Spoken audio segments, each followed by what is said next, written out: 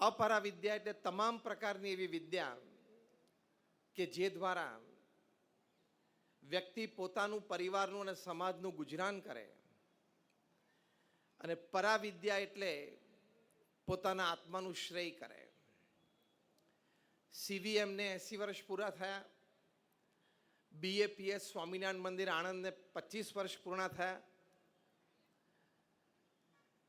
અને બંને સંસ્થાઓના આગેવાનશ્રીઓ જ્યારે સાથે છે ત્યારે અત્યારનો આ સમારંભ છે એ અપરાવિદ્યા અને પરાવિદ્યા બંનેનો સમન્વય છે. This is one of the most rarest happening upon the અર્થ. આ બહુ એક રેર હેપનિંગ કહેવાય. ભાગ્યે જ બની શકે એવી આ ઘટના અત્યારે અહીંયા શાસ્ત્રી મેદાનમાં વલ્લભ વિદ્યાનગરમાં યોજાઈ રહી છે. અને એમાં જ્યારે આ વિદ્યાનું ધામ ભાઈ કાકાને સંકલ્પ થયો અને આ વિદ્યાનું ધામ ખડું થઈ ગયું. એમાં બીએપીએસ સંસ્થાના સ્થાપક બ્રહ્મ સ્વરૂપ શાસ્ત્રીજી મહારાજના ખૂબ અઢળક આશીર્વાદ, જે દ્રશ્ય હમણાં આપણે જોયું, એટલે વિદ્યાનું ધામ અહીંયા ખડું થયું. અને એ બ્રહ્મ સ્વરૂપ શાસ્ત્રીજી મહારાજના અનુગામી યોગીજી મહારાજ એવો સંકલ્પ કર્યો કે અહીંયા વિદ્યાના ધામની સાથે બ્રહ્મ વિદ્યાનું ધામ પણ સ્થાપવું છે. એટલે અક્ષર પુરુષોત્તમ છાત્રાલયની સ્થાપના આણંદ વિદ્યાનગર રોડ ઉપર થઈ. એટલે વિદ્યા અને બ્રહ્મ વિદ્યા એનો આ સમન્વય એટલે આ અતિ પવિત્ર ભૂમિ કહેવાય. અહીંથી engineers, doctors, chartered accountants, pharmacist, accountants બધા તૈયાર થાય છે. પણ સાથે સાથે એમાં સામાજિક, સાંસ્કૃતિક, નૈતિક, પ્રામાણિક અને આધ્યાત્મિક સદ્ગુણો પણ પ્રાપ્ત થાય છે. એ સમાજ માટે, દેશ માટે અને સમગ્ર માનવતા માટે એક બહુ જ ઊંચી ભેટ એ વલ્લભ વિદ્યાનગર આપી રહ્યું છે, જેના તેજ રશ્મિઓ અત્યારે પૃથ્વીના અનેક દેશો એ જોઈ રહ્યા છે અને અનુભવી રહ્યા છે અને આવતા વર્ષોમાં પણ અનુભવશે. જ્યારે આટલા બધા યુવાનો આજે અહીંયા સત્સંગ સભામાં, આ ઉત્સવ સભામાં અહીંયા વિરાજમાન છે, ત્યારે આપણો વિષય છે enlighten Indian youth of the 21st century. આ 21મી સદીમાં આપણે જીવી રહ્યા છીએ ત્યારે એક જાગ્રત, એક પ્રબુદ્ધ યુવાન કેવો હોવો જોઈએ એ સંસ્કાર તો આપણામાં છે, પણ એ સંસ્કાર આપણે જાગ્રત અને વિકસિત કરવાના છે. એની માટે આજનો આ સમારંભ છે, આજની એ વાત છે. અત્યારે અહીંયા વલ્લભ વિદ્યાનગરમાં ભણતા તમામ યુવાનો એ 2000ની સાલ પછી જન્મ્યા છે. 2000ની સાલ પછી જન્મ્યા હોય એ જનરેશન ઝેડ કહેવાય, એટલે કે ઝૂમર્સ કહેવાય. આ જનરેશન ઝેડ એની ઘણી બધી વિશેષતા છે. આ વિદ્યાનગરમાં ભણતા તમામ યુવાનો એ પહેલી એવી પેઢી છે પૃથ્વી ઉપર કે જે ઇન્ટરનેટ સાથે જન્મી છે અને ઇન્ટરનેટ સાથે ઉછરે છે. એટલે પણ એને ઝૂમર્સ કહેવાય. બીજું, એનો ઉછેર, એ પેઢીનો વિકાસ, એ પેઢીનો વિદ્યાભ્યાસ એ આગલી પેઢીઓ કરતાં બહુ ઝડપથી થઈ રહ્યો છે, ઝૂમ થઈ રહ્યો છે. એટલે પણ એને ઝૂમર્સ કહે છે. એટલે આ જનરેશન ઝેડ કે Born with internet, raised with internet, living with internet and cannot live without internet, એ આ જનરેશન ઝેડ છે, એ ઝૂમર્સ છે. એની વિશેષતાઓ ઘણા પ્રકારની છે, પણ પ્રથમ મોટી વિશેષતા જે સામાજિક દ્રષ્ટિએ પણ સાબિત થઈ છે, વૈજ્ઞાનિક દ્રષ્ટિએ ક્લિનિકલ એક્સપેરિમેન્ટ્સથી પણ સાબિત થઈ છે કે 2000ની સાલ પછી જન્મેલા જે બાળકો છે, જે અત્યારે યુવાનો છે, એ લોકો પોતા કરતા આગળની તમામ પેઢી કરતા પ્રગતિની રફતારમાં સફળતા પ્રાપ્ત કરવામાં વધારે ઝડપી અને વધારે ત્વરિત છે. બીજું સાબિત થયું આ જનરેશન ઝેડ વિશે કે ચેન્જિંગ ટ્રેન્ડ્સને એ લોકો બહુ જલ્દી અપનાવી શકે છે. ત્રીજું સાબિત થયું કે જનરેશન ઝેડ પોતાની આગલી જનરેશન્સ કરતા સમાજને મારે કંઈક આપવું છે એવી એનામાં ભાવના વધારે છે. ચોથું સાબિત થયું જનરેશન ઝેડમાં कि मुझे कुछ करना है और मुझे कुछ करके दिखाना है, આ એટીટ્યુડ પણ જનરેશન ઝેડનો આગલી પેઢીઓના જનરેશન કરતાં વધારે છે. એટલે આપણે અહીંયા બેઠા છીએ ને બધા જૂની પેઢીના કહેવાઈએ, અને નવી પેઢીની આ બધી વિશેષતા છે જેને જેન ઝેડ કહેવાય. અને ભારત દેશ ભાગ્યશાળી છે કારણ કે દુનિયાનો સૌથી યુવાન દેશ એ ભારત છે. સંસ્કૃતિની દ્રષ્ટિએ સૌથી જૂનો દેશ અને યુવા શક્તિની દ્રષ્ટિએ સૌથી યંગ કન્ટ્રી. અમેરિકાના પ્રેસિડેન્ટ બિલ ક્લિન્ટન જ્યારે 2000ની સાલમાં ભારત પધારેલા, હૈદરાબાદ હાઈટેક સિટીમાં આઈટી પ્રોફેશનલ સાથે એમની એક મીટ હતી. એમાં તેમણે એક સુંદર પોતાના તરફથી પોતે વિચારેલું એક સુંદર કથન કહેલું. બિલ ક્લિન્ટન બોલેલા તે વખતે કે there are 54 million youth in India. That is 540 million youth in India. That is 54 crore. એટલે કે 54 કરોડ યુવાનો ભારતમાં છે 15 થી 35 વર્ષની ઉંમરના. બિલ ક્લિન્ટન બોલેલા કે this 540 million youth, forget 8 hours, forget 6 hours. Even if they work diligently, hard work, nobody can stop India from becoming a developed country. ભારતના આ 54 કરોડ યુવાનો 8 કલાક ભૂલી જાઓ, 6 કલાક ભૂલી જાઓ, 4 કલાક પણ નીતિમત્તાથી પ્રામાણિકતાથી પુરુષાર્થ કરે તો પણ ભારત વિકસિત દેશ બની શકે. અને આપણે એ માર્ગે છીએ. એટલે enlightened youth, enlightened Indian youth of the 21st century, એમાં પ્રથમ આ એનલાઇટનમેન્ટ એટલે આ જાગૃતિ અને આ પ્રબુદ્ધતા કે મારે નીતિમત્તાથી પ્રામાણિક પુરુષાર્થ કરીને મારી કારકિર્દી બનાવી છે, મારા પરિવારને સમૃદ્ધ અને સુખી કરવો છે, મારે સમાજની સેવા કરવી છે, દેશ સેવા કરવી છે અને માનવતાને કંઈક આપવું છે. I want to be a gift to humanity. I don't want to be a burden or a liability to humanity. You agree with this statement? Raise your hands. આપણે બધાએ હાથ ઊંચો કર્યો. તો એ પ્રથમ મોટો જે સંકલ્પ કરવો એ આ એનલાઇટનમેન્ટ છે, જાગૃતિ અને પ્રબુદ્ધતા છે કે નીતિમત્તા અને પ્રામાણિકતાથી હંમેશા પુરુષાર્થ કરો. There is no alternate to hard work. કઠિન પરિશ્રમનો કોઈ વિકલ્પ જ નથી. અને પ્રચંડ પુરુષાર્થ કરવો પોતાના કાર્યક્ષેત્રમાં એ મનુષ્ય જીવનનું ફક્ત એ ફરજ નથી, ફરજ કરતાં પણ આગળ એ મનુષ્ય જીવનનું ગૌરવ છે. It is not just a duty. It's not just an endeavor. It is dignity. એટલે પ્રથમ એનલાઇટમેન્ટ આ છે કે નૈતિકતા, પ્રામાણિકતા જીવનમાં રાખી અને પ્રચંડ પુરુષાર્થ કરો. પ્રમુખ સ્વામી મહારાજ ફક્ત 5 ધોરણ ભણેલા હતા. અંગ્રેજીનું એક વાક્ય બોલી નહોતા શકતા, ગ્રામેટિકલી કરેક્ટ,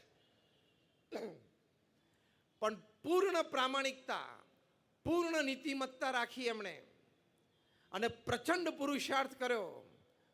પોતાનું જીવન સૂત્ર હતું બીજાના સુખમાં આપણું સુખ, બીજાના આનંદમાં આપણો આનંદ, અન્યના ઉત્કર્ષમાં આપણો ઉત્કર્ષ. આ કક્ષાની જીવન ભાવના હતી.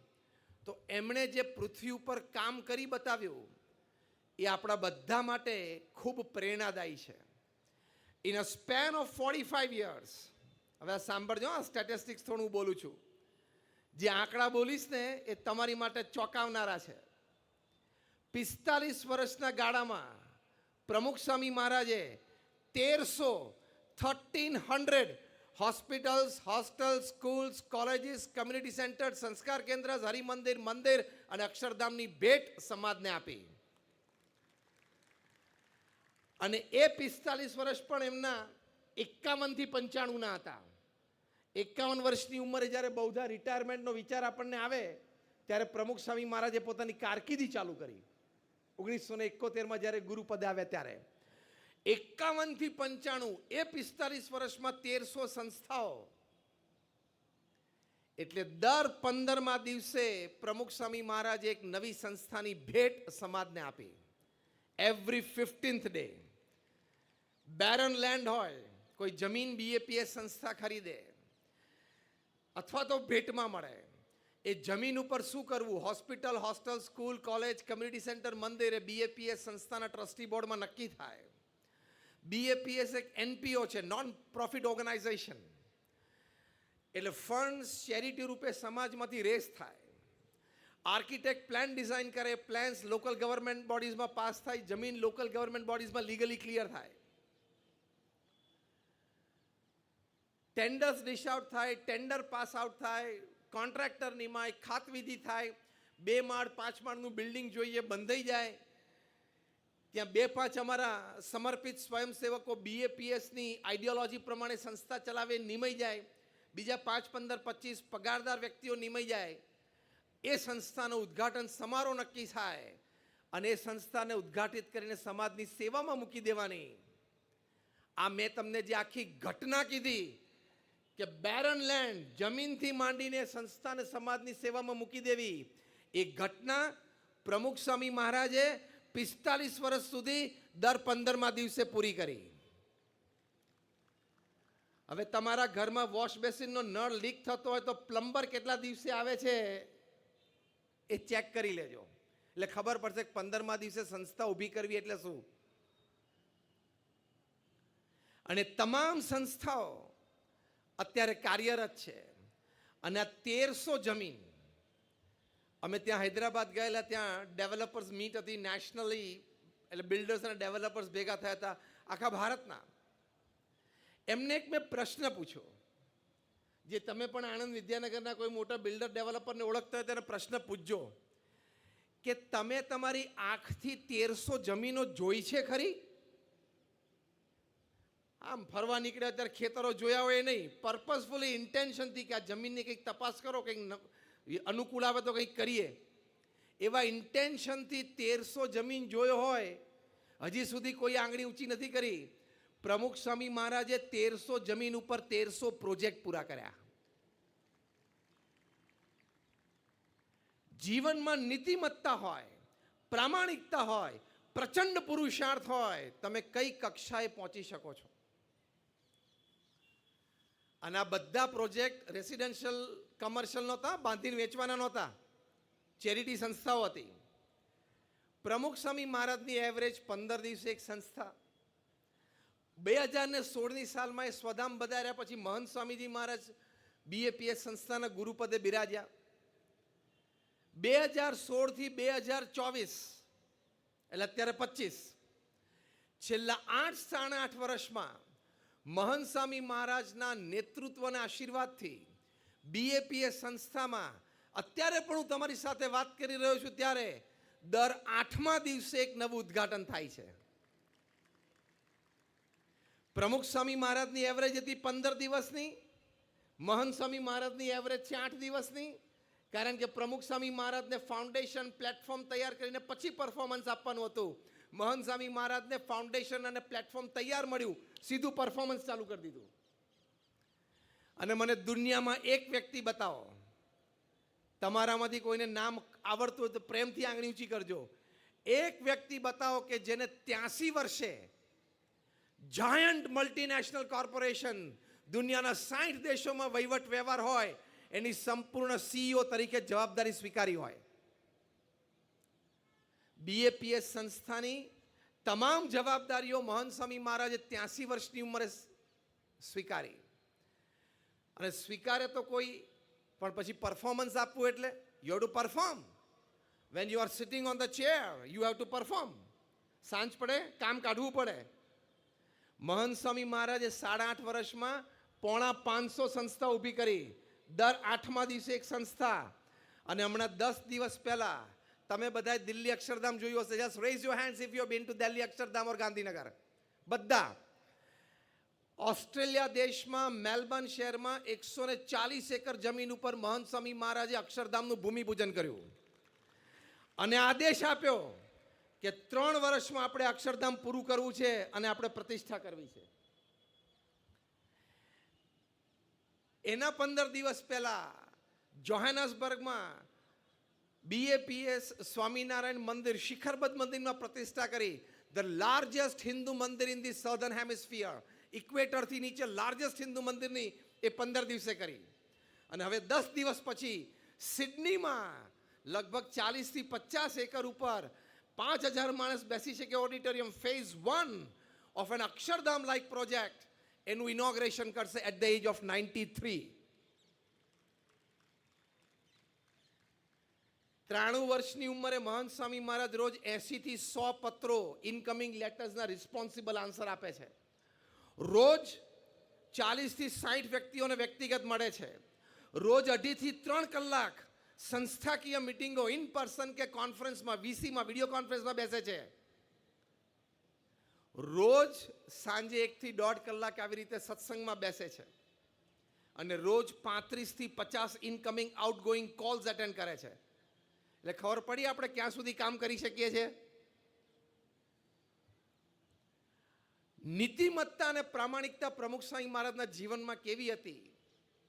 જ્યાં એનલાઇટન્ડ 21st સેન્ચુરી ઇન્ડિયન યુથ એની માટે આ પ્રથમ મોટો સદગુણ શીખવાનો છે. પ્રમુખ સ્વામી મહારાજને કોઈએ પૂછ્યું કે કયો વિચાર તમારા મનમાં હંમેશા રહે છે? એમને કહ્યું કે જે વિચાર મને ક્યારેય નથી આવ્યો એ હું કહું. That was more interesting. પ્રમુખ સ્વામી મહારાજ બોલ્યા, કોઈનું પણ અહિત થાય એવો વિચાર મને જીવનમાં ક્યારેય નથી આવ્યો. આ કક્ષાની નીતિમત્તા હોય અને પછી પ્રચંડ પુરુષાર્થ હોય તો શું ન થઈ શકે. એમને 1100 સંતોને દીક્ષા આપી. એમાંથી 900થી વધારે સંતો graduates, post graduates, chartered accountants, doctors ને એન્જિનિયર્સ છે. એમાંથી 150થી પણ વધારે સંતો બોર્ન અમેરિકન અને બ્રિટિશ સિટીઝન છે. એમાંથી 50થી વધારે સંતો આઈવી લીગ્સ જેવી કોલેજીસમાં ભણેલા છે. Stanford, Harvard, Carnegie melon, Yale, Keylong આવી ઇન્સ્ટિટ્યૂટમાં ભણ્યા છે. નાસા, માઇક્રોસોફ્ટ, ગૂગલ એમાં જોબ કરીને આવ્યા છે. હમણાં 5 દિવસ પહેલાં મહંત સ્વામી મહારાજે અમારા કેશવ સંકલ્પ સ્વામીને મેલબર્નમાં દીક્ષા આપી. એમણે માસ્ટર્સ ઇન રોબોટિક્સ કર્યું. 2 પેટન્ટ એમના નામે છે. નાસા અને બોઈંગનો અપોઇન્ટમેન્ટ લેટર રિજેક્ટ કરીને દીક્ષા લીધી છે. આ મેં તમને એટલા માટે વાત કરી કે તમને એમ ના લાગે કે નહીં ફાવ્યું હોય, નહીં જામ્યું હોય એટલે અહીંયા ગોઠવાઈ ગયા. બધું ફાવેલું હતું ને જામેલું હતું. પ્રમુખ સ્વામી મહારાજના જીવનમાં પવિત્રતા જોઈ, સમાજ સેવા પ્રત્યેની નિષ્ઠા જોઈ અને ભગવાન સ્વામિનારાયણ પ્રત્યેની ભક્તિ જોઈ. આ 3 વસ્તુ જોઈને અમે આવ્યા છીએ. સાથે 85,000નો વોલેન્ટિયર ફોર્સ ઊભો કર્યો. રશિયા યુક્રેનનું યુદ્ધ શરૂ થયું અને પ્રાઇમ મિનિસ્ટર નરેન્દ્ર મોદીજીએ ફોન કર્યો. બીએપીએસ સંસ્થાના સ્વયંસેવકો ત્યાં એક ફૂડ કેમ્પ ઊભો કરી શકે કેમ? તાત્કાલિક બીએપીએસ સંસ્થાના volunteers Germany, France, Switzerland, Poland અને યુકેથી અને ઇવન આયર્લેન્ડથી એ 20 જ કલાકમાં ભેગા થઈ ગયા અને પોલેન્ડ યુક્રેન બોર્ડર ઉપર અમે ત્યાં કિચન શરૂ કર્યું. બીજા 18 દિવસ સુધી આ કિચન ચાલ્યું, જ્યાં સુધી ઇન્ડિયન એરફોર્સના પ્લેન આવીને વારાફરતી ઇવેક્યુએશન નહોતા કરતા ત્યાં સુધી બીએપીએસ સંસ્થાના લગભગ 60 જેટલા સ્વયંસેવકોએ રોજ બધાને જમાડતા. 1000 સ્ટ્રેન્ડેડ ભારતીયો રોજ પોલેન્ડ યુક્રેનની બોર્ડર ઉપર બીએપીએસના કેમ્પમાં જમતા હતા. આ કક્ષાનો વોલેન્ટિયર ફોર્સ ઊભો કરવો is not an ordinary thing. is beyond the ken of human intelligence. તો આ બધા પાછળનું રહસ્ય એટલું છે કે નીતિમત્તા અને પ્રામાણિકતા રાખીને તમે પ્રચંડ પુરુષાર્થ કરો તો સફળતા મળે જ. જાગ્રત અને પ્રબુદ્ધ 21મી સદીનો યુવાન, એનામાં પહેલા સદગુણ જોઈએ. આ તો મેં પ્રમુખ સ્વામી મહારાજની વાત કરી, પણ યુવાનની હું તમને એક વાત કરું. જાગ્રત અને પ્રબુદ્ધ 21મી સદીનો ભારતીય યુવાન એ ધારે તો શું કરી શકે છે. ઉત્તર પ્રદેશમાં વારાણસીમાં એક સામાન્ય રિક્ષા ચાલકનો છોકરો, એ છોકરાનું નામ ગોવિંદ જયસ્વાલ, એ ગવર્મેન્ટ કોલેજમાં કોમર્સનો કોર્સ કરે. રોજ ઘરેથી ગવર્મેન્ટ કોલેજ જાય, કલેક્ટર કચેરીમાંથી પસાર થાય, એટલે રોડ ઉપરથી પસાર થાય. રોજ એ બોર્ડ વાંચે અને એમને સંકલ્પ થયો કે મારે પણ આઈએએસ થવું છે અને આ કચેરીમાં એક દિવસ બેસવું છે. આ ભારતનો યુવાન 21મી સદીનો આ પ્રચંડ સંકલ્પ. એના મિત્રોએ કીધું કે તારી આ ક્ષમતા જ નથી. એણે કીધું કે હું ભણીશ. એના પિતાશ્રી પાસે આર્થિક વ્યવસ્થા પણ ઓછી અને નૈવત જેવી, કારણ કે રિક્ષાવાળો એટલે રોજનું કમાઈને રોજ ખાતા હોય. ગોવિંદ જયસ્વાલ પાસે યુપીએસસીના પુસ્તકો ખરીદવા માટેની પણ કોઈ વ્યવસ્થા નહીં. લાઇબ્રેરીમાં જઈને વાંચવાનું, અને લાઇબ્રેરીમાં તેના સમય પ્રમાણે વાંચવાનું. છતાં એણે પુરુષાર્થ કર્યો. અમુક પુસ્તકો ખરીદવા પડે એમ જ હતા. એટલે ગોવિંદ જયસ્વાલ, એના પિતા, એના માતૃશ્રીની બેન, 4 જણાએ રાત્રે જમવાનું બંધ કરી દીધું. રાત્રે ન ખાઈને એના જે પૈસા બચે એમાંથી આપણે આ પુસ્તકો લાવવા. કઈ પરિસ્થિતિ હશે. ઘરમાં, એના ગામમાં સામાન્ય એક bulb,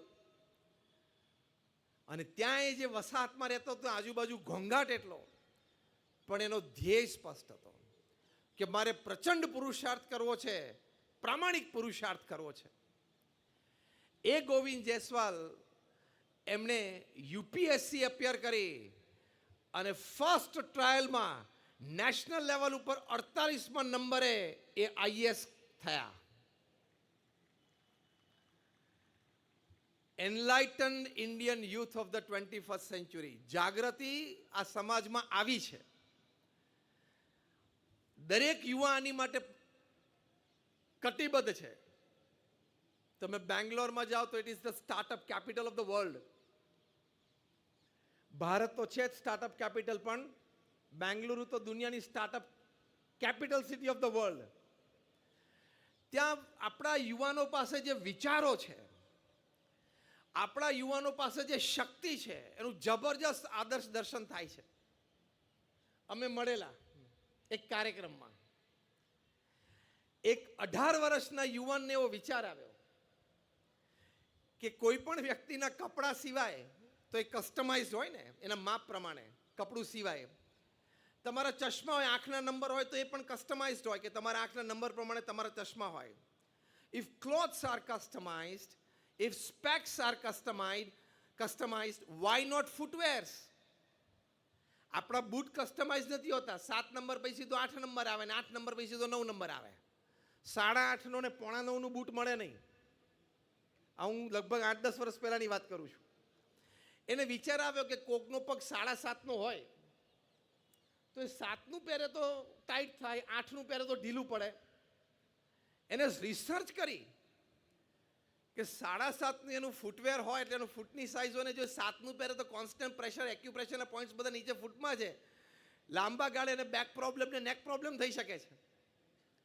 it was a clinical research. 18 વર્ષના યુવાને ઇન્ટરનેશનલ કોન્ફરન્સમાં જે ઇન્વેસ્ટર્સ બધા ભેગા થયેલા ફોર સ્ટાર્ટઅપ્સ એટ સ્ટેનફર્ડ, એને પોતાનું પેપર પ્રેઝન્ટેશન આપ્યું અને ત્યાં આ બેંગ્લોરના 18 વર્ષના યુવાનને $450 મિલિયન પ્રાઇવેટ ઇક્વિટી ફંડ મળ્યું. આ 21મી સદીનો ભારતીય યુવાન. એટલે મેં તમને 2 પ્રસંગ કહ્યા. એક ગોવિંદ જયસ્વાલ, જે અત્યંત ગરીબ પરિવાર પણ પ્રામાણિક પુરુષાર્થ કલેક્ટર બન્યા, અને બીજો આ બેંગ્લોરનો યુવાન. ફંડ છે અને મોટું ફંડ છે એટલે હવે હું નામ નથી બોલતો. મોટું ફંડ છે ને એટલે એનું નામ ના બોલાય જાહેરમાં, એનો એક વિચાર. તો પુરુષાર્થ અને વિચાર એનાથી જીવનમાં બહુ જ મોટી સફળતા પ્રાપ્ત થઈ શકે છે.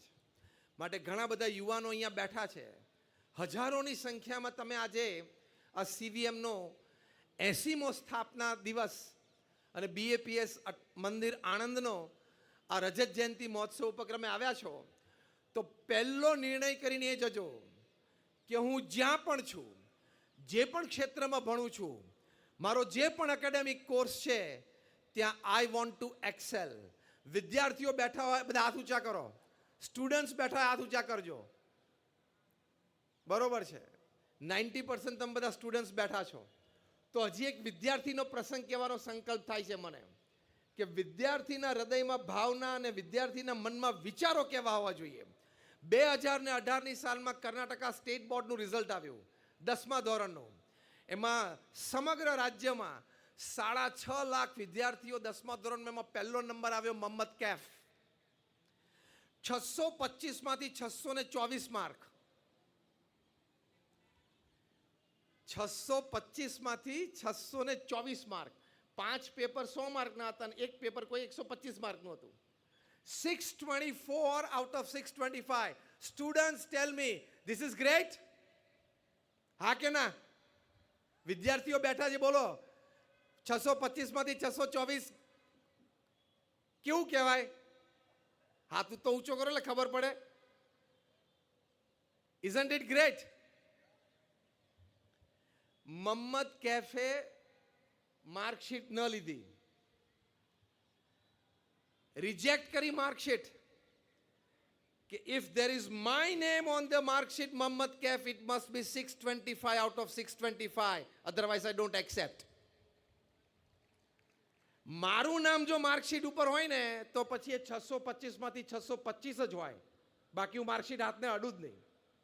રીચેકિંગ કર્યું, એમાં રીચેકર્સ 3 જણાના પેપર ઉપર બેઠાને લાગ્યું કે ના, આ એક માર્ક્સ આપણે કાપ્યો છે એક સબ્જેક્ટમાં, એકચ્યુઅલી આપવો જોઈએ. આપ્યો 625 out of 625. ત્યારે એને માર્કશીટ હાથમાં લીધી. તમે વિદ્યાર્થીઓ બેઠા છો, તમને પણ ભગવાને એટલી જ શક્તિ, બુદ્ધિ, આવડત, હોશિયારી આપી જ છે. નિર્ણય કરવાનો છે અને નિર્ણય કરીને પથ ઉપર ચાલવાનું છે. You can also be Mohammad Kaif. એટલે પ્રામાણિકતા, નૈતિકતા સાથે આવો પ્રચંડ પુરુષાર્થ થાય, એનાથી આટલું મોટું ફળ, આટલી મોટી સિદ્ધિ એ આપણને જીવનમાં બહુ જ મોટી પ્રાપ્ત થાય છે. કોઈ પણ સંજોગો હોય, કોઈ પણ પરિસ્થિતિ હોય, એ તમે નિર્ણય કર્યો હોય જો મહેનતનો, તો એ મહેનતના નિર્ણયને ડગાવી શકતી નથી. બીજી અગત્યની વાત, કે તમે બધા યંગસ્ટર્સ અહીંયા બેઠા છો, આ જનરેશન ઝેડ, ઝૂમર્સને સૌથી મોટો પ્રશ્ન છે. હમણાં અમે ત્યાં ચારોતર વિદ્યા મંડળના બોર્ડ રૂમમાં બેઠા હતા, ત્યારે મેહુલભાઈ મને પ્રશ્ન પૂછતા હતા કે આ પેઢીને સૌથી મોટો પ્રશ્ન અને ચેલેન્જ શું છે. એમ રાઈટ? એટલે મેં એમને કીધું કે સૌથી મોટી ચેલેન્જ છે એ સોશિયલ મીડિયા છે, સ્ક્રીન ટાઈમ છે. તમે ભાગ્યશાળી એટલા છો કે તમારે બધી જ ઇન્ફોર્મેશન હેન્ડી છે સામે, એના લીધે તમારું દુર્ભાગ્ય પણ બહુ મોટું છે. એટલે આ જનરેશનનું એક બીજું પણ નામ છે, they are cold digital natives. જેમ અમેરિકાના નેટિવ હોય, આફ્રિકાના નેટિવ હોય, એમ આ પેઢીને શું કહેવાય? Digital native. એનું પણ એક નામ છે આ પેઢીનું. એટલે એ પણ તમારી માટે બહુ જ મોટી ચેલેન્જ છે, કારણ કે એનું અડિક્શન, એનું જે વ્યસન પડે છે, એ વ્યસનના લીધે કેટલા બધા તેજસ્વી વિદ્યાર્થીઓ, એમની કારકિર્દી બરબાદ થઈ ગઈ.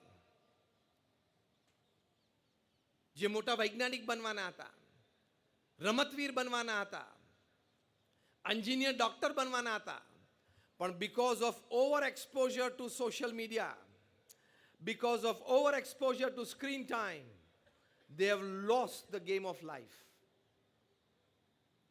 એટલે તમામ વિદ્યાર્થીઓને આજના દિવસે એ પણ અનુરોધ છે કે તમે આ સ્ક્રીન ટાઈમ રિસ્ટ્રિક્ટ કરજો, તમે આ સોશિયલ મીડિયાનો ટાઈમ રિસ્ટ્રિક્ટ કરજો.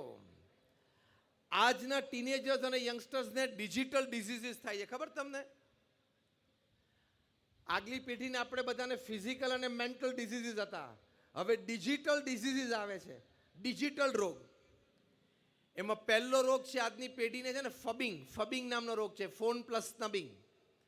એટલે તમારી સાથે આજનો યુવાન વાત કરતો હોય ને તો એને રિંગ વાગે ને ફોનની અથવા તો નોટિફિકેશન આવે, કોઈ પણ લાજ શરમ વિના સામે કોઈ વ્યક્તિ ઇન પર્સન ઊભી છે એની માન મર્યાદા વગર તરત ગોળ ફરીને તરત મોબાઈલ હાથમાં લે, જે આપણને લોકોને પણ ટેવ છે. It is wrong. તમારી પાસે સોફ્ટ સ્કિલ્સની માટે તમે પ્રયત્ન કરો છો, મેનર્સ પણ હોવા જોઈએ કે ફોનની રિંગ વાગે તો તમે સામેવાળી વ્યક્તિને કહેવું પડે કે excuse me please, just a minute please. અને તમે ફોન બહાર કાઢો, તમને એવું લાગે કે અત્યારે જે વ્યક્તિ સાથે વાત કરું છું એના કરતાં કદાચ આ ફોન ઓછો અગત્યનો છે તો કહી દેવાય અથવા ન ઉપાડાય. In person is more important than a person calling you at his or her time from miles away. તો એ મેનર્સ શીખવાના તો તમે એનલાઇટન્ડ એટલે જાગ્રત અને પ્રબુદ્ધ યુવાન 21મી સદીના કહેવાઓ. બીજો એન્ઝાઇટી છે રોગ. આ બધા રોગોના લીધે આ લોકોને આજના ટીનેજર્સ અને યંગસ્ટર્સને હોસ્પિટલાઇઝ કરવા પડે. હા, માનસિક રોગોથી પીડાવા માંડે છે. એન્ઝાઇટી એટલે શું? Text plus anxiety. એટલે આમ 4-5 મિનિટ થાય અને ફોનની રિંગ ના વાગે, નોટિફિકેશન ના આવે, કંઈ ના આવે ને તો એને એન્ઝાઇટી આવે. અરે 5 મિનિટ થઈને મને કોઈ ફોન કેમ નથી કર્યો? 5 મિનિટ થઈને મને આમ ટેક્સ્ટ મેસેજ કેમ નથી આવ્યો? અને આપણને બધાને ટેવ છે કે 3 મિનિટ થાય એટલે આપણે મોબાઈલને અડવું જ પડે. ના અડીએ તો મોબાઈલ તો જ્યારે ડિસ્ચાર્જ થવાનો હોય ત્યારે થાય, આપણે પહેલાં ડિસ્ચાર્જ થઈ જઈએ. This gadget is made to serve us. The reverse has happened. We have become the slaves of this gadget. Text plus anxiety. ત્રીજો એક રોગ છે ટેક્સ્ટાફ્રેનિયા. આના લીધે પણ ટીનેજર્સ અને યંગસ્ટર્સને બધાને હોસ્પિટલાઇઝ કરવા પડે છે. ટેક્સ્ટાફ્રેનિયા રોગ એવો છે જે ટેક્સ્ટ પ્લસ એન્ઝાઇટી એટલે કેમ જલ્દી આવ્યો, આમ એન્ઝાઇટી રહે કે મને કેમ કોઈ મેસેજ નથી કરતું. અને ટેક્સ્ટાફ્રેનિયા એટલે એમ થાય કે આ ફોન ખિસ્સામાં વાઇબ્રેટ થયો હોય એવું લાગે છે. હા, એટલે ખિસ્સામાંથી એ ફોન કાઢે બી જો કંઈ નથી એટલે પાછું મૂકી દે. તો તું સેલિબ્રિટી છું? તારે ઇન્સ્ટાગ્રામ ઉપર 2.3 મિલિયન ફોલોવર્સ છે કે તારે વાઇબ્રેટ થયા કરે?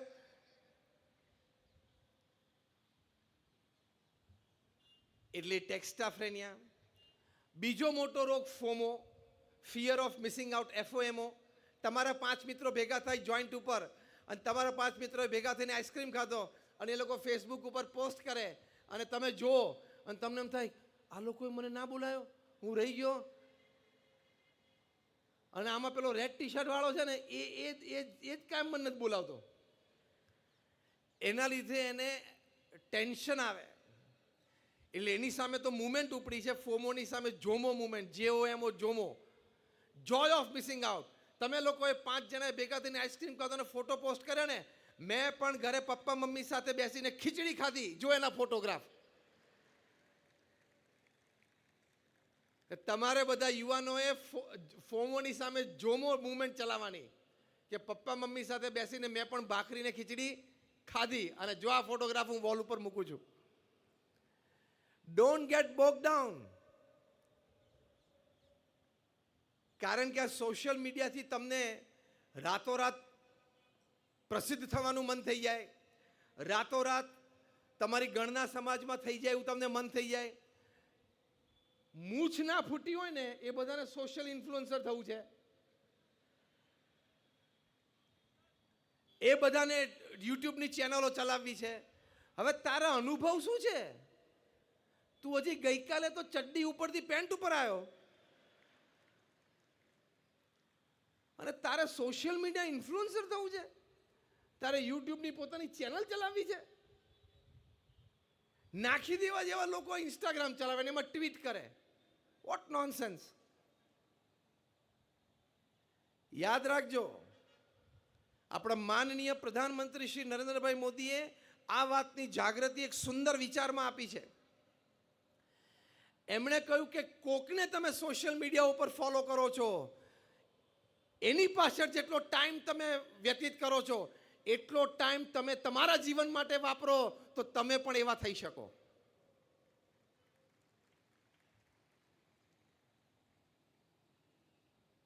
અને સારા સારા પરિવારોમાં જાગૃતિ છે. તમે બધા આઈફોન વાપરતા હશો.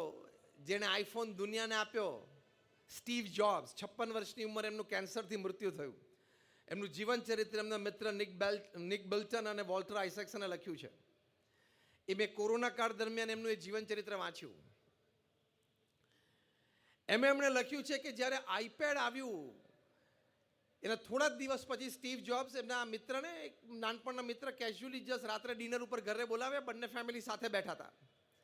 એને સ્ટીવ જોબ્સને પૂછ્યું કે Steve, which have your children started using iPad? તારા બાળકો આઈપેડ વાપરવાનું શરૂ કર્યું કે નહીં? સ્ટીવ જોબ્સ બોલ્યા કે my children have not use the iPad, they have not touch the iPad. આ મેસેજ અહીંયા જે વડીલો બેઠા છે, શિક્ષકો બેઠા છે, શિક્ષણવિદો બેઠા છે, એની માટેની આ વાત છે. સ્ટીવ જોબ્સે કહ્યું, જેણે દુનિયાને આઈપેડ આપ્યું, આઈફોન આપ્યો, આઈક્લાઉડ આપ્યું, અને માર્કેટ કેપ એન્ડ કેપમાં મોસ્ટ વેલ્યુડ કંપની, દુનિયાના 130 કે 140 દેશોની ઇન્ડિવિજ્યુઅલ જીડીપી કરતાં ખાલી એપલની માર્કેટ કેપ વધારે છે. એ કંપનીના માલિક એણે કહ્યું કે મેં અને મારા પત્નીએ સાથે બેસીને અમારા સંતાનોને સમજાવે કે બેટા તારા આઈપેડ જોતું હોય તો આ છે, પણ આમાં નેટ આવશે એટલે આમાં આખી દુનિયા આવશે ને એની ભયંકરતા કેટલી છે મને ખબર છે. તમે સમજણા થશો, મચ્યોર થશો ત્યારે તમને આપશું. ધીસ ઇઝ નોટ યોર એજ. એમના 13 વર્ષની દીકરી, 11 વર્ષનો એમનો બાળક, એ બંને માની ગયા. મચ્યોર એજ ના થયા ત્યાં સુધી ફરી એક ડિમાન્ડ ના કરી. સ્ટીફન સ્પિલબર્ગ, હોલિવૂડના કેટલા મોટા ડિરેક્ટર, એ અને એમના પત્ની એમના સંતાનોનું લોગિન કરે કે એક અઠવાડિયા સુધી જોવે કે આનું ફેમિલી બિહેવિયર કેવું છે, એના મેનર્સ કેવા છે, એના ફ્રેન્ડ સાથે કેવી રીતે ટાઈમ કાઢે છે ને રમે છે, સ્કૂલમાં વીકલી એક્ઝામ્સમાં એનું પરફોર્મન્સ કેવું છે, સ્કૂલમાંથી ફરિયાદ છે કે નહીં, એ બધું નક્કી પતિ પત્ની પોતે કરે. અને સ્ટીફન સ્પિલબર્ગ હોલિવૂડના સૌથી મોટા ડિરેક્ટર કહેવાય, એ પ્રમાણે એ માર્ક્સ આપે અને એ પ્રમાણે બીજા અઠવાડિયે એના સંતાનોને ટીવી જોવા મળે. ટોમ ક્રુઝ, હોલિવૂડનો સુપરસ્ટાર, એમણે કહ્યું કે મેં અને મારા પત્ની અમારા સંતાનોને સમજાવ્યા કે અડધો કલાકથી વધારે ટીવી જોવાય નહીં. અમારા ઘરમાં અડધો કલાકથી વધારે ટીવી ચાલતું નથી. કેટલી જાગૃતિ! તો 21મી સદીના આપણા ભારતીય યુવાનને આ જાગૃતિ લાવવાની છે, આ પ્રબુદ્ધતા આપણે લાવવાની છે કે મારી પાસે 70-80 વર્ષનો સમય છે આ પૃથ્વી ઉપર. મારે જીવનમાં કંઈક પ્રાપ્ત કરવાનું છે. જે વસ્તુ મને મારા ધ્યેય સુધી લઈ જવામાં નડતી હોય એ બધી વસ્તુ મારે કાઢવી છે. Restrict your time on screen, restrict your time with social media, કારણ કે એનાથી તમારી કોમન સેન્સ ઓછી થાય છે, તમારી ઇન્ટેલિજન્સ ઓછી થાય છે, તમારી શાર્પનેસ ઓછી થાય છે. પીવી સિદ્ધુ ગોલ્ડ મેડલ મેળવ્યો ઓલિમ્પિક્સમાં. એમના ઇન્ટરવ્યુમાં કીધું કે અમારા કોચ ગોપીચંદે પહેલું જ કીધેલું કે 6 મહિના સુધી મોબાઈલ બંધ, સવારથી સાંજ સુધીની પ્રેક્ટિસ, તો ઓલિમ્પિકમાં મેડલ મળે. She did it and got it. તમને બધા વિદ્યાર્થીઓને પણ આજે એક અનુરોધ છે કે તમે આ ટાઈમ રિસ્ટ્રિક્ટ કરશો. કોમન સેન્સ, ઇન્ટેલિજન્સ, શાર્પનેસ, તમે બોર્ડ મિટિંગમાં બેઠા હોય, ડિસ્કશનમાં બેઠા હોય, your presentation power, your power to analyse the issue, your power to understand other persons opinion, your strength to push your idea, આ બધું તમે જો વધારે પડતો સમય સોશિયલ મીડિયાને આપશો તો એ ઘટતું જશે. You will get ડિસ્ટ્રેક્ટેડ.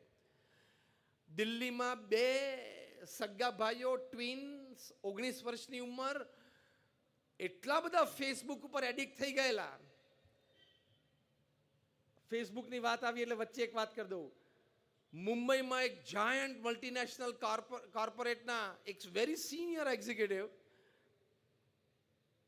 એમનો પગાર હશે 1.5-2 કરોડનો વર્ષે. એમણે 2 લાખ રૂપિયા આપીને એક માણસ પોતાની ઓફિસમાં રાખ્યો છે.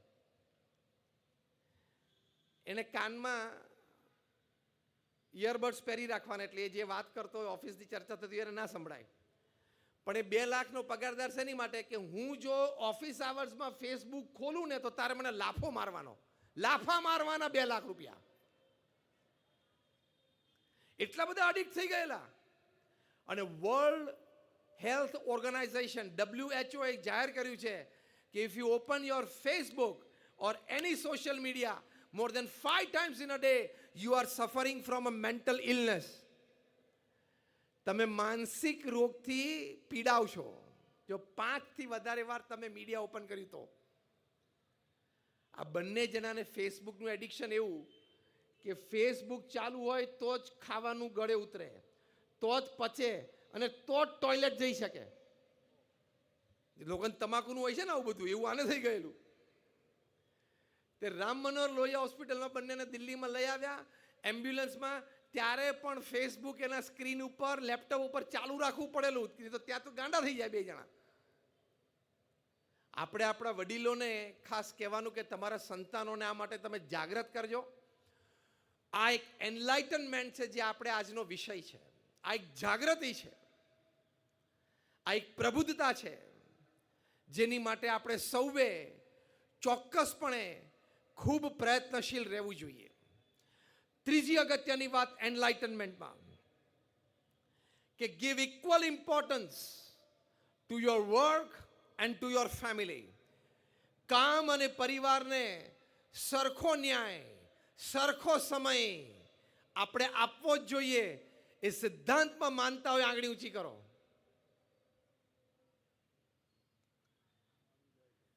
કારણ કે છે ને ઘણી વખત ઘણાનો અભિપ્રાય આવે 50 hours of week, 60 hour work week, 70 hour, કોક તો વળી 1-2 જણા 90 hour ઉપર ચડી ગયા છે. તમે સાંભળ્યું હશે બધું. That is total nonsense. Life is not just work, life is much beyond work. આપણે ખાલી ગધેડાની જેમ કામ કરવા પૃથ્વી ઉપર નથી જન્મ્યા. પરિવાર છે, મિત્રો છે, હેલ્થ હાઇજીન હોબી છે, સોલ સર્વિસ સ્માઇલ છે, ફેમિલી ફ્રેન્ડ્સ ફેથ છે, એની માટે પણ સમય કાઢવો. આ સમજે એ એનલાઇટન્ડ યુથ કહેવાય. 21મી સદીનો આ પ્રબુદ્ધ અને જાગૃત યુવાન કહેવાય. Which is most important. BAPS સંસ્થા દ્વારા બાળ મંડળો ચાલે છે, યુવક મંડળો ચાલે છે, જેમાં આ પ્રકારની વાત અને સંસ્કાર અમે સંતો એમને આપીએ છીએ, અમારા કાર્યકર્તાઓ આપે છે. ઇંગ્લેન્ડમાં, લંડનમાં એક એવો યુવાન દીક્ષિત પટેલ, નાનપણથી એને એવો સંકલ્પ હતો કે મારે સિનેમેટોગ્રાફી, ગ્રાફિક ડિઝાઇન, ફોટોગ્રાફીમાં ઇંગ્લેન્ડની સૌથી આ કોર્સ માટે નંબર 1 યુનિવર્સિટી કહેવાય રેવેન્સબોર્ન યુનિવર્સિટીમાંથી મારે કોર્સ કરવો છે. તૈયારી કરી, ઓપન ટેસ્ટ અને ક્રેક કરીને એડમિશન મળ્યું. મનગમતો કોર્સ અને મનગમતી યુનિવર્સિટી એટલે વિદ્યાર્થી માટે તો બહુ જ મોટો આનંદનો વિષય થઈ જાય. એડમિશન મળ્યું એના બીજા જ અઠવાડિયે એમની માતાને પક્ષઘાત, એટલે એને જમણો પગ અને જમણો હાથ સંપૂર્ણ ખોટા થઈ ગયા. પેરાલિસિસનો સ્ટ્રોક આવ્યો. સામાન્ય lower middle class family, full time nurse afford ના કરી શકે, સિંગલ મધર એટલે માતા અને બંને ખાલી ઘરમાં 2 જ જણા, શું કરવું? આ દીક્ષિત પટેલે નાનપણથી BAPS સંસ્થામાં બાળ મંડળમાં શ્રવણની વાત સાંભળેલી કે શ્રવણ છે એણે માતા પિતાની આવી સેવા કરી. એ સંસ્કાર એના હૃદયમાં હતા. એ સંસ્કારથી એમણે નક્કી કર્યું કે હું રેવેન્સબોર્ન યુનિવર્સિટીમાં મેલ મૂકી દઉં, I forgo my admission, you can give admission to the next deserving candidate, I have certain personal and family reasons. ત્યાંથી એ લોકોએ કમ્યુનિકેટ કર્યું, ભાઈ એવો કોઈ પ્રશ્ન તમારો હોય ને અમે મદદરૂપ થઈ શકતા હોય, કારણ કે તમારા જેવો તેજસ્વી વિદ્યાર્થી અમારી પણ એક શોભા છે. એણે કહ્યું કે આ પ્રશ્ન છે. 2 વર્ષ સુધી દીક્ષિતે એના માતા પિતાની સેવા કરી, એટલે એની માતાની સેવા કરી.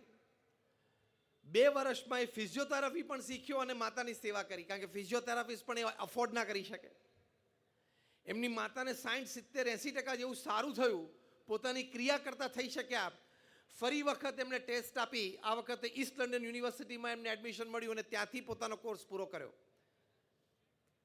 પ્રમુખ સ્વામી મહારાજ અને મહંત સ્વામી મહારાજ આવા હજારો યુવાન શ્રવણ જેવા તૈયાર કર્યા છે. This is enlightened Indian youth of the 21st century. અને તમારા બધા માટે, વિદ્યાનગર અને ચારોતર વિદ્યા મંડળ માટે આવું એક વ્યક્તિત્વ, આવી એક સેવાની વાત, આવો એક પરિવાર અહીંયા પ્રત્યક્ષ છે. ભીખુભાઈ અહીંયા બેઠા છે, તમારા ચેરમેન. અમે અંદર બેઠા હતા અને વાત કરતા હતા અને રસ્તામાં આવતા આવતા ચર્ચા કરતા હતા, કારણ કે કોઈ પણ વિશિષ્ટ વ્યક્તિને તમે મળો તો એ વ્યક્તિના જીવનની 2-4 સારી વાતો જાણીને આનંદ લેવો, પ્રેરણા લેવી, એક ટેવ તમે વિદ્યાર્થી તરીકે અત્યારથી પાડજો. એટલે ભીખુભાઈને મેં પૂછ્યું, મેં તમારું સ્વાસ્થ્ય સારું કહેવાય, તમારી ઉંમર કેટલી થઈ, ઇત્યાદિક વાત, તમારો દૈનિક ક્રમ શું? તો કે સવારે હું જિમમાં જાઉં 7:30 થી 9, પછી ફ્રેશ થઈને ઓફિસમાં આવું. એ બધી વાતો ચાલી. પછી એમણે વાત કરી કે મારા પિતાશ્રી હમણાં કોરોના કાળ દરમિયાન 96 વર્ષની ઉંમરે દેવ થયા. બરાબર ભીખુભાઈ? 96 વર્ષની ઉંમરે દેવ થયા. એ બરોડા રહેતા હતા અને પછી એમના માતૃશ્રી દેવ થયા પછી એ વિદ્યાનગર એમની સાથે રહ્યા. એમણે કહ્યું કે મારી પાસે અમેરિકાનું ગ્રીન કાર્ડ છે, 30 વર્ષથી મારી પાસે રાઇટ છે, પણ હું અમેરિકા એટલે નથી ગયો કે હું પિતાજીની સાથે અહીંયા રહી શકું. એટલે આવા જે વિશિષ્ટ વ્યક્તિઓ આપણી વચ્ચે સમાજમાં હોય, એનામાં આવા સદગુણો જોઈને એ બાબતનો વિચાર કરીને શીખવું, એ તમારી જાગૃતિ કહેવાય, એનલાઇટનમેન્ટ કહેવાય. એનાથી જીવનમાં સદગુણો આપણને પ્રાપ્ત થાય છે. જો આવી રીતે તમે પરિવારને પ્રાધાન્ય ના આપો, તમારા ભવિષ્યમાં સંતાનો છે, જે વિદ્યાર્થી હોય, તમારા ભવિષ્યમાં લગ્ન થશે, તમારા પત્ની હોય, તમારા સંતાનો હોય, એને તમે પ્રાધાન્ય ન આપો તો જીવન જીવવાનો સંપૂર્ણ આનંદ નહીં આવે. અને let me tell you a fact, when I talk to professionals, I tell them, if you won the whole world doing extraordinary projects at your workplace, if you won the whole world, but if you have lost your family, you will be tagged as a loser. Winner nahi. Kumar Mangalam Birla, chairman of the Aditya Birla Group, 10 lakh crore nu conglomerate. They make everything from salt to software. એમને એમના ધર્મપત્નીનો interview લીધો. એમને પૂછ્યું કે 130 દેશોમાં તમારો વેપાર છે, તમે ટાઈમ કેવી રીતે મેનેજ કરો છો? Business time, travel time, meeting time, social time, family time. Kumar Mangalam બિરલાએ કહ્યું અને એમને શરૂઆત કરી. બાજુમાં એમના ધર્મપત્ની બેઠા હતા. એમને કહ્યું આ ટાઈમ્સ ઓફ ઇન્ડિયન રિપોર્ટરને, I would like to answer this question. પછી એમણે જવાબ આપ્યો કે બિરલા પરિવારમાં એક નિયમ છે કે રાત્રે 8 વાગે એટલે બધાએ ડાઇનિંગ ટેબલ ઉપર આવી જ જવાનું અને પોતાનો મોબાઈલ ફોન પોતાના રૂમમાં મૂકીને આવવાનું. ટાઈમ્સ ઓફ ઇન્ડિયાના ઇન્ટરવ્યુને આશ્ચર્ય થયું. તમને બધાને અત્યારે થયું હશે. ટાઈમ્સ ઓફ ઇન્ડિયાના ઇન્ટરવ્યુને આશ્ચર્ય થયું. તરત પૂછ્યું કે even Kumar Mangalam Birla does it? એટલે કે આ કાયદો ઘરનો કુમાર મંગલમ બિરલાને પોતાને લાગુ પડે છે કે 8 વાગે એને મોબાઈલ જમા કરાવીને આવી દેવાનું? એમના પત્નીએ કીધું કે he is Kumar Mangalam Birla in the office, in the family he is a family person. What a culture! આ એનલાઇટનમેન્ટ કહેવાય 21મી સદીનું. પછી શું કરો તો કે પરિવાર 45 મિનિટ સુધી સાથે જમીએ, પછી 45 મિનિટ બધા ટેબલ ઉપર બેસવાનું, ચર્ચાઓ કરવાની, વાતો કરવાની. બિરલા પરિવારના દરેક પરિવારજન એક પુસ્તક વાંચતા હોય, રોજ રાત્રે આજના 5 પાના એ પુસ્તકને વાંચ્યા હોય એનું જિસ્ટ કહેવાનું. 1 મહિનાના અંતે કુમાર મંગલમ બિરલાના પરિવારના દરેક સભ્ય એક પુસ્તક વાંચ્યું હોય અને 5 પુસ્તકનો સારાંશ પ્રાપ્ત કર્યો હોય. શું કલ્ચર છે ફેમિલીઝમાં. અને આપણે એમ થાય કે હું તો મને તો આ 9 વાગ્યા સુધી ઘરે પહોંચી જ શકું એમ નથી, 10 વાગ્યા સુધી તો પહોંચાય એમ જ નથી. મહિનામાં 2-4 દિવસ બરોબર છે કે કંઈક ઓવરલોડ આવી ગયો, ઇમરજન્સી આવી ગયું. બાકી if 80% of the working days you cannot go back to your family by 8 p.m., let me tell you, you are a very, very poor manager of work and time. આ એનલાઇટનમેન્ટ યુવાનમાં જોઈએ તો એ પ્રબુદ્ધ કહેવાય ને જાગ્રત કહેવાય. બીજું એક એનલાઇટનમેન્ટ આપણા સંસ્કાર. યુવાનો અહીંયા બેઠા છો, your academics, your support systems, your platforms, your backgrounds, your network can open any gate for you. But mind well, only your character will keep that gate open. તમારી આવડત, બુદ્ધિ, હોશિયારી તમારી માટે કોઈ પણ દરવાજો ખોલી દેશે, પણ જો તમારી નીતિમત્તા, પ્રામાણિકતા, સંસ્કાર અને ચારિત્રમાં ફેર પડે તો બધા દરવાજા એક સાથે બંધ થઈ જશે. જેણે જેણે ક્રિકેટના બોલ સાથે ચેડા કર્યા બધાએ ક્રિકેટ છોડવું પડ્યું? હા કે ના? જેણે જેણે બેંક સાથે ચેડા કર્યા બધાએ દેશ છોડવો પડ્યો? 2-3 લંડન છે, 2-3 કેરેબિયન આઇલેન્ડ છે, બધાને પાછા લાવવાના છે. અને Tihar is waiting with broad arms to hug ધેમ.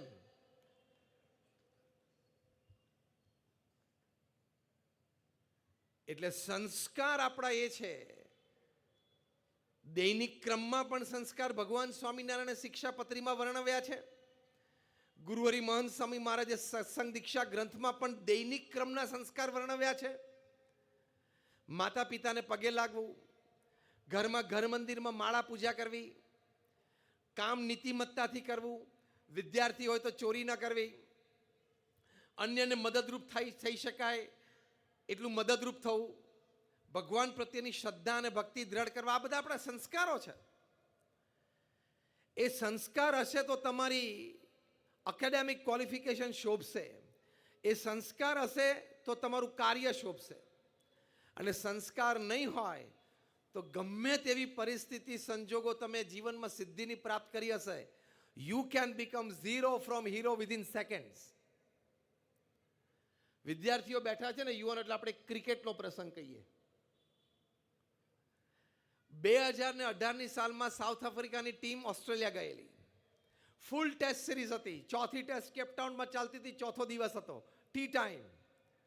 ઓસ્ટ્રેલિયાના કેપ્ટન સ્ટીવ સ્મિથ, જે અત્યારે પણ ખેલાડી તરીકે રમે છે, એમને એવું થયું કે જે રીતે ટેસ્ટ મેચ ચાલે છે, કાલે બપોરે ટી ટાઈમ સુધીમાં આપણે હારી જશું. એટલે એમને એમના વાઇસ કેપ્ટનને બોલાવ્યો, ડેવિડ વોર્નર, જે ઓપનિંગ બેટ્સમેન હતા છે. એટલે કીધું કે David, I think we'll lose the match by tomorrow tea time. David કે હા, જે રીતે મેચ ચાલે છે આપણે મેચ હારી જશું, આપણે હારવી નથી. જો આ વિચાર આવ્યો ને, એ સંસ્કારની ખામી. અને પછી અનએથિકલ પ્રેક્ટિસ શરૂ થઈ. પ્લેઇંગ 11નો એક એમનો પ્લેયર હતો, કેમેરુન બેનક્રોફ્ટ, એને બોલાયો કે આપણે ટી ટાઈમ પછી છે ને નવો બોલ લેશું, તારે ખિસ્સામાં એક સેન્ડ પેપર રાખવાનું, તને મિડ ઓન ઉપર ઊભો રાખશું. એટલે બધા બોલ ગમે ત્યાંથી ફટકો માર્યો હોય બેટ્સમેને, the ball at the end comes to the mid on player, અને એ રનઅપના સ્ટાર્ટ વખતે બોલરને બોલ આપે. તારે ધીમેથી સેન્ડ પેપર ખિસ્સામાંથી કાઢીને સીમની એક બાજુ ઘસ્યા કરવાનું, થોડું ઘસીને પાછું મૂકી દેવાનું.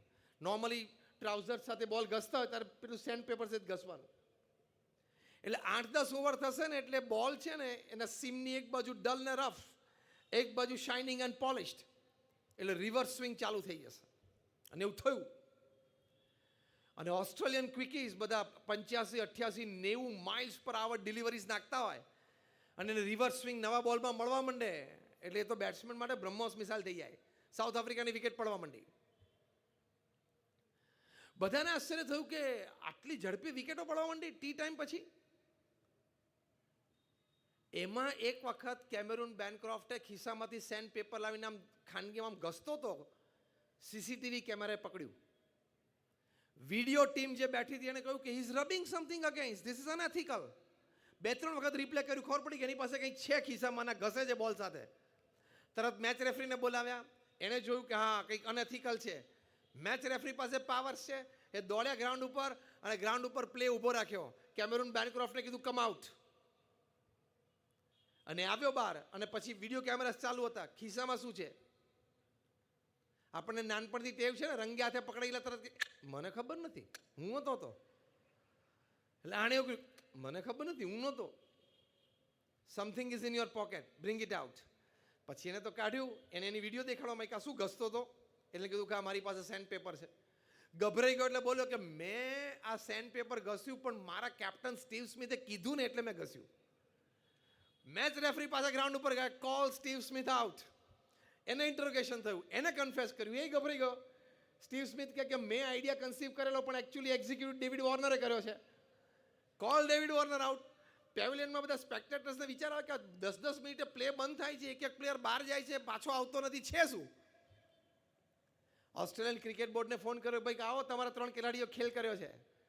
એ વખતે મિસ્ટર મેલ્કમ ઓસ્ટ્રેલિયાના પ્રાઇમ મિનિસ્ટર હતા, જેમને લઈને પ્રાઇમ મિનિસ્ટર નરેન્દ્ર મોદી દિલ્હી અક્ષરધામ દેખાડવા માટે લાવેલા. મિસ્ટર મેલ્કમ એ પોતે ક્રિકેટના રસિયા હતા, એટલે એમને ઓસ્ટ્રેલિયન ક્રિકેટ બોર્ડને કીધું કે ઇમિડિયેટલી ફ્લાય ટુ કેપટાઉન, અને જે દોષિત હોય એને સજા થવી જ જોઈએ. આ લોકો આવ્યા, ઇન્ટ્રોગેશન કરી, 3 પ્લેયરને 1 વર્ષનો બેન મૂકી દીધો. પેલો કેમેરુન બેનક્રોફ્ટ કે મને તો મારા કેપ્ટને કીધું એટલે મેં કર્યું. સારું ચાલ, 2 મહિના ઓછા, 10 મહિના. એટલો આઘાત લાગ્યો, ક્રિકેટ છોડીને યોગા ટીચર બની ગયો. સ્ટીવ સ્મિથ ને ડેવિડ વોર્નરની કક્ષા, એ બંને સામાન્ય પ્લેયર તરીકે ડોમેસ્ટિક ક્રિકેટ રમતા. નાઉ લિસન વોટ હેપન.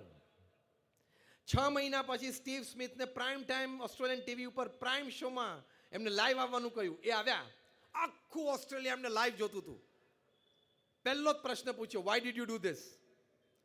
તમે દુનિયાની એક સક્સેસફુલ ક્રિકેટ ટીમના કેપ્ટન, તમે વિરાટ કોહલી, રોહિત શર્મા, બાબર આઝમના લેવલના બેટ્સમેન, કેટલા બધા વર્લ્ડ રેકોર્ડ્સ તમારા નામે છે, તમે આવું ખોટું કર્યું કેમ?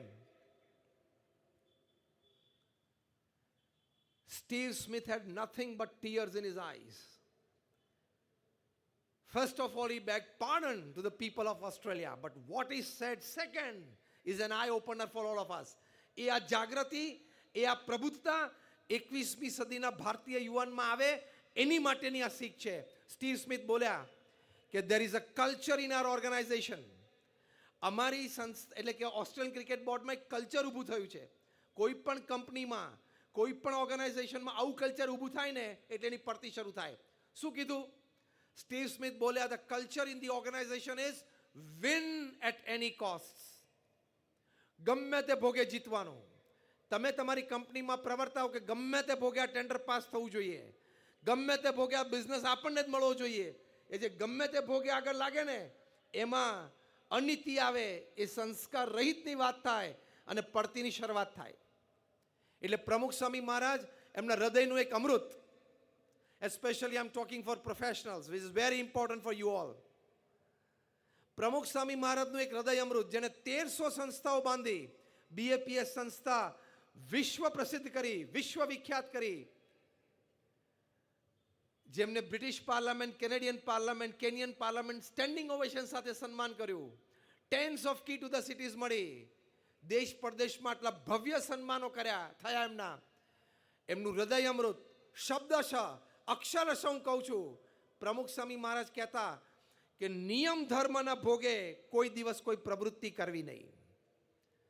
સ્ટીવ સ્મિથને આ વાત કોઈએ પહોંચાડી હોત તો, જો કે માનત નહીં શરૂઆતમાં. સ્ટીવ સ્મિથ બીજું બોલ્યા કે બીજું કલ્ચર અમારા ઓર્ગેનાઇઝેશનમાં ડેવલપ થયું છે કે અમને ઓફિશિયલ્સ એવું કહે છે કે we don't pay you to play, we pay you to win. પગાર શાનો આપીએ છીએ તમને કર્મચારીઓને? રમવા માટે નહીં, જીતવા માટે. આવા રોંગ નોશન્સ ઊભા થાય ત્યારે તમે તમારી જાતને, પરિવારને, બધાને બરબાદ કરો છો. માટે એનલાઇટનમેન્ટ, જાગૃતિ અને પ્રબુદ્ધતા એ છે કે સંસ્કાર રહિતની વાત, સંસ્કાર રહિતના શબ્દો, સંસ્કાર રહિતની વૃત્તિ પ્રવૃત્તિ એ જીવનમાં ક્યારેય ન કરવી. 21મી સદીના યુવાન, ભારતીય યુવાન માટે અતિ આવશ્યક છે. તો તમે ઘણી રીતે સુરક્ષિત રહી શકો છો. કારણ કે સરકારના હાથ તો લાંબા અને શક્તિશાળી છે,